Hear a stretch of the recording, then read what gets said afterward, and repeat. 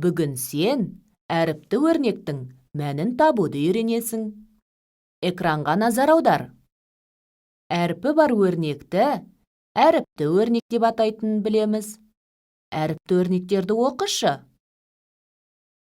Дұрыс, бұлар әріпті өрнектер. Өрнектерді салыстыр. Қандай айырмашылығы бар?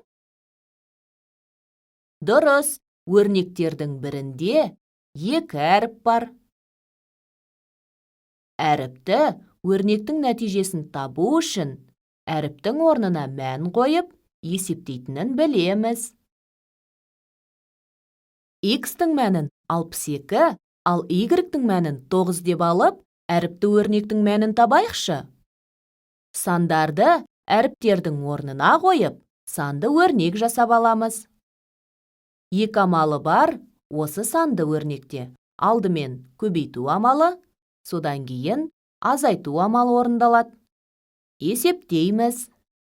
5-ті 9-ға көбейтсек, 45 шығады. 62-ден 45-ті азайтсақ, тең болады 17.